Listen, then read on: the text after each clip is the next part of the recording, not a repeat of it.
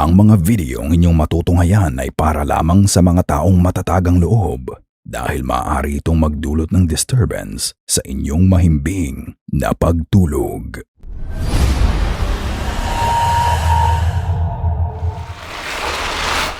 Stay still. Sa videong ito ni Sammy, nire-record niya lang ang kambal niyang anak na naglalaro. Patakbo-takbo at pabalik-balik lang sila sa kwarto. Wala naman talaga siyang balak na i-post to sa kanyang account, ngunit nang ipadala niya ang video sa kaibigan niya, dito lang niya napansin na meron din siyang ibang nakunan. ¿Qué pasó?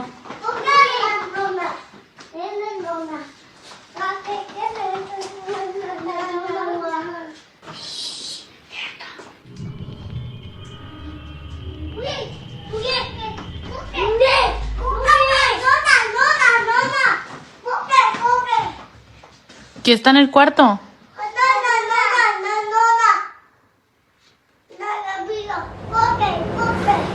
Habang naglalaro ang mga bata, makikita mong habang labas-masok sila sa kwarto, bigla mo na lang maririnig ang boses ng babae na sinabing, "Stay still."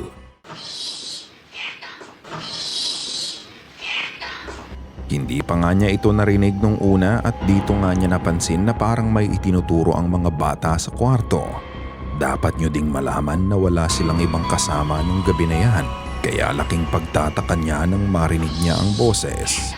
Ayon din sa kanya, hindi pa talaga nakakapagsalita ng buo ang anak niya, pero sa video, paulit-ulit na sinasabi ng mga ito ang salitang nauna, na ang maaaring ibig sabihin ay La Llorona. Yo no escuché esa voz hasta que yo vi el video porque me lo dicen y ya escucho. No se parece a la voz de mi hijo, por eso subí el video, porque no se parece. O sea, yo conozco a mis hijos, no se le parece. Para mí se escucha una voz de mujer. Y otra cosa es que, pues ellos no hablan todavía, tienen 2 años, o sea, no hablan así tan corrido como se escucha en el video. No pronuncian bien las palabras aún. Y en el video se aprecia donde dicen nona, nona, nona. O sea, llorona. Yo les entiendo que llorona o señora. Nakikita kaya ng mga anak niya ang kaluluwa ni La Llorona? O hindi kaya ay espiritu ng babaeng naninirahan sa bahay nila? Ikaw na ang magpasya.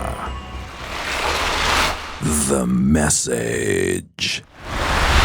Si Sabi ay nangungulila sa kanyang ina na pumanaw ilang buwan na nang mai-record niya ang video na to. Kakauwi lang nila ng mga kasama niya nung gabi na yon at habang binubuksan niya ang front door, naggulat na lang siya nang biglang magsalita ang door cam niya.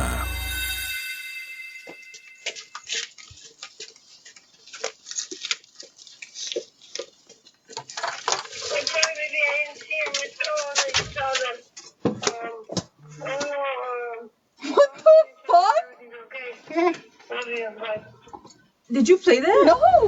Bitch, you're fucking lying. Kitang-kita ang pagkagulat sa reaksyon ni Sabi dahil ang audio recording na nag-play sa door cam niya ay ang huling voicemail ng ina niya bago ito pumanaw.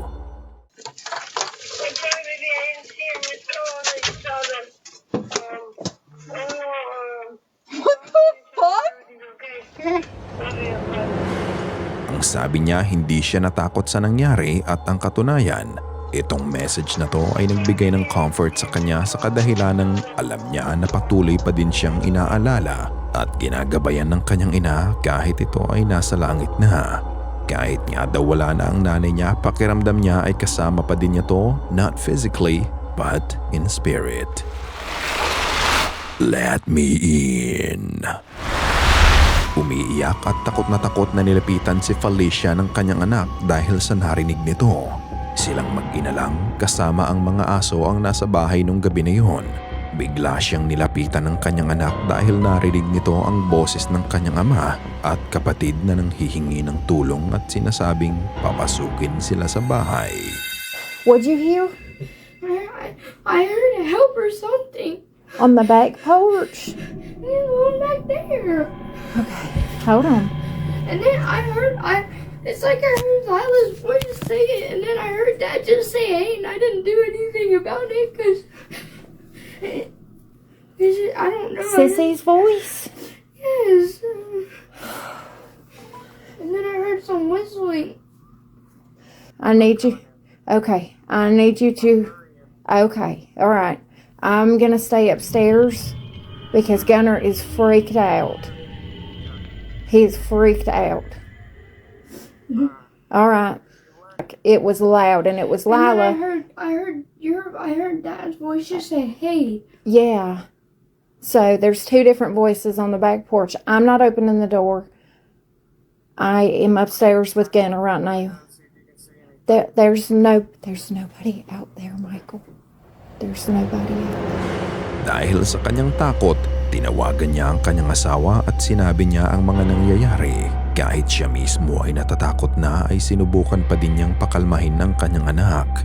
Ngunit habang naghihintay, sinubukan niyang lumapit sa pinto para i-check ang paligid. Ngunit bigla na lang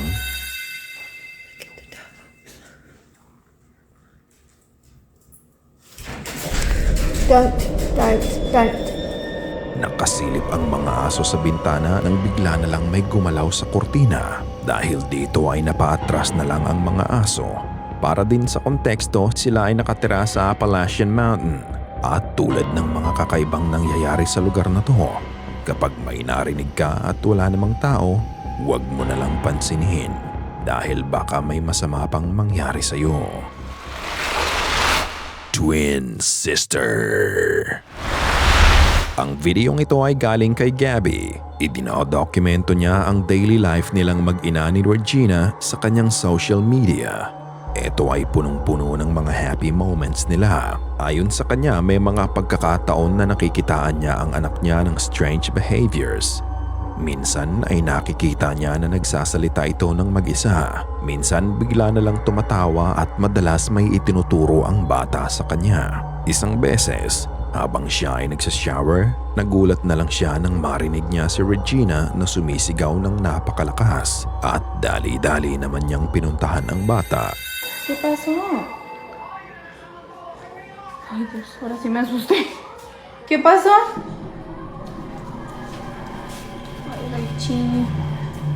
Bueno, yo me estaba bañando y la dejé en el cuarto solita, con el cuarto cerrado. Y cuando me estaba bañando, oigo que grita y la veo ahí paradita, pero aquí gritando y haciéndole así con la mano, no. Obviamente me salí lo más rápido que pude. Vente, mi amor. ¿Estás bien? ¿Estás bien? Vámonos, vente. Mira, apunta para allá. ¿Qué, mi amor? Vámonos. ¿Qué, mi amor? ¿Qué hay? ¿Qué pasó? Ven, amor. Ven, amorcito, vente. Venga, mi niña. It's okay. Paglabas niya, nakita niya si Regina na nakataas ang kamay at sinasabing, "No." Makikita mo pa nga sa video na tila may tinuturo siya sa hallway. Ngunit wala namang tao doon. Bukod doon, marami sa mga viewers ang nakapansin sa ilan sa mga post niya. At ang nakita nila, talaga namang nakakakaba.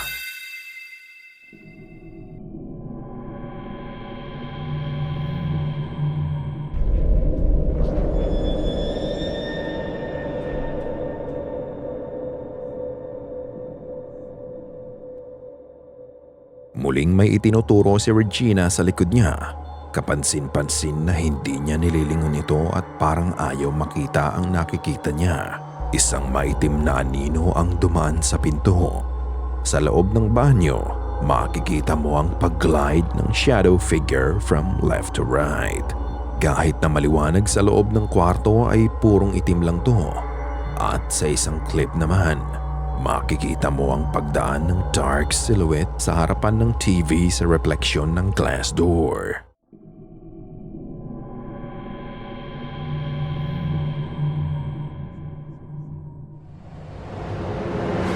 Ayon kay Gabby, may spekulasyon siya kung sino ang nagpapakita sa anak niya.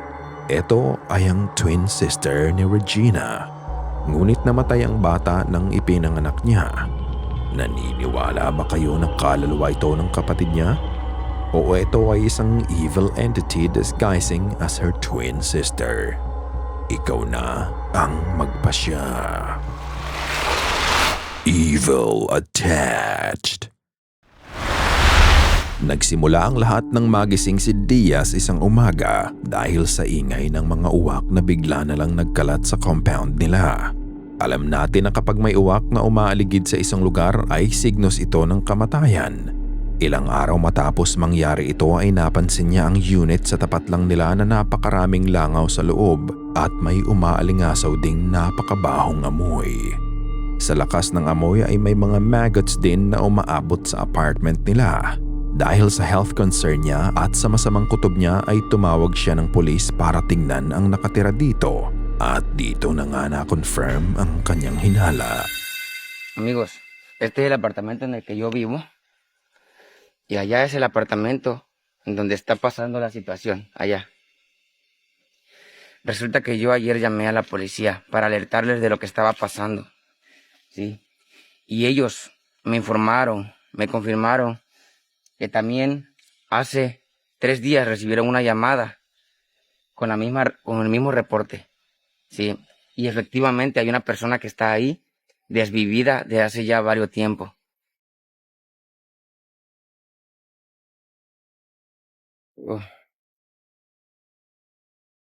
De verdad, no entiendo por qué la gente no hace nada. La gente está como si nada. Y las personas que vivían en esos apartamentos solo se fueron y no reportaron nada. En realidad no tengo claro qué fue lo que pasó aquí. Y no me hago responsable. Yo solamente soy un vecino que vive en este apartamento arriba. Pero el olor está demasiado fuerte. Y estoy aquí porque quiero que vengan a hacerse cargo de esto que está pasando. Porque puede afectar a mis hijos, la salud de mis hijos. Y mi hijo, un hijo que apenas nació. Ayon nga sa mga pulis, ang matandang nakatira sa unit na yon ay ilang araw nang ang patay at nang makita ito ng mga pulis ay nasa decomposition stage na. Hindi nga lang daw ito ang unang beses na nangyari ito dahil ang dating nangupahan din sa unit na yon ay pareho din ang sitwasyon ng pagkamatay.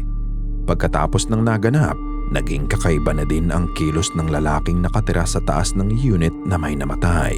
Araw man o gabi ay patuloy ito sa pagsigaw at parang nga itong nababaliw na.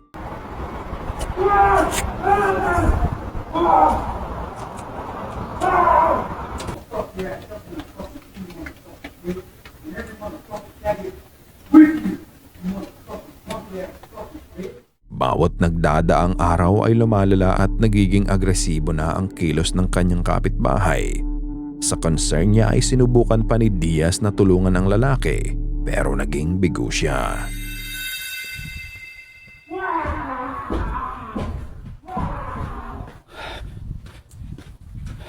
Dios santo.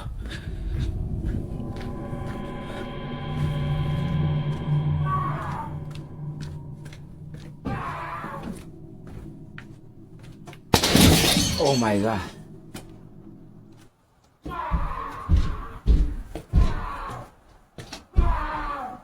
Vecino. You okay? No. No. No. Dios te bendiga. No.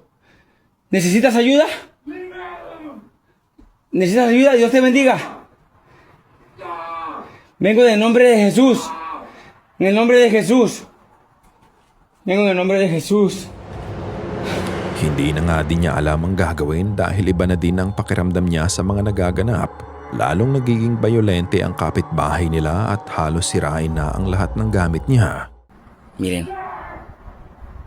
Miren cómo tiene. Escuchen, por favor, gente. Miren cómo tiene afuera. Miren. Me duele el alma, la verdad, se los juro. Escucharlo así. Habang patuloy ang mga nagaganap, may mga bagay din na hindi niya kayang ipaliwanag ang nangyayari. Isang gabi pagsilip niya sa bintana, may nakita siyang paggalaw sa unit na may namatay kahit wala pa namang bagong nakatira dito.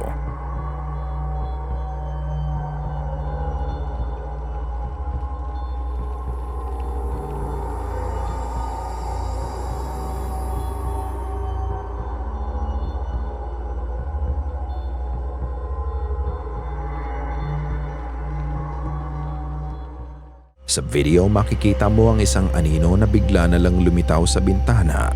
Nanatili ito ng sandali at dahan-dahan itong nawala pababa.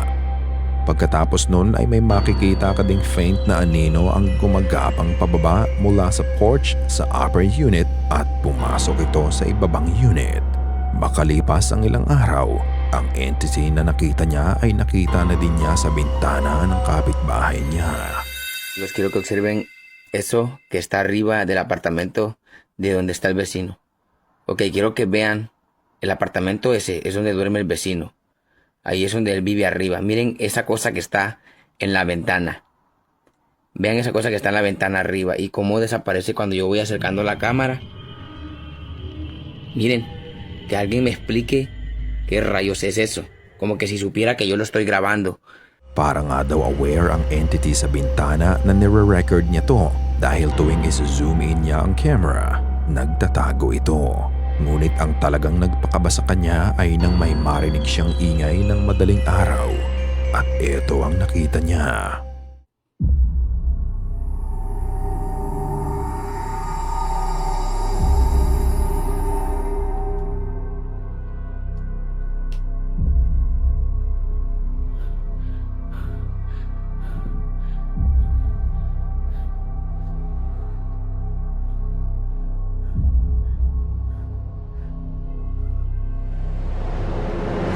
Isang dark cloaked figure ang makikita mong papunta sa unit niya. Kung ano man ang dark force na nasa kabilang unit ay tila gusto na din siyang guluhin. Isang beses, muli niyang na-record ang kanyang kapitbahay mula sa bintana at tila ba sinasaktan na nito ang kanyang sarili at sinabi nga nito na may spiritual entity ang pinapahirapan siya. Ito din kaya ang parehong entity na kumitil sa buhay ng nakatira sa ibabang unit at ng isa pang nauna sa kanya? Dahil na din sa kanyang pangamba at pag-aalala sa kanyang sanggol at pamilya, ay naisipan nilang ni Diaz na umalis na sa apartment nila. Ang mga nangyari ay nanatili pa ding misteryo hanggang ngayon. Katulad ng dati, ikaw na ang magpasya. Ikaw na ang bahalang humusga.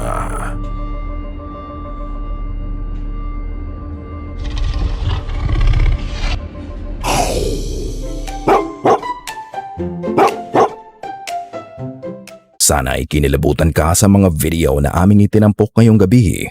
Kung may nais kang ibahagi ay bukas ang aming email na goosebumpstopstories@gmail.com at Facebook page. Check out our TikTok page na din at goosebumpstop5. At kung hindi ka pa nakasubscribe at nakalike sa channel at video na ito, gawin mo na. Kung nais mong walang nilalang na bumisita sa'yo mamayang gabi.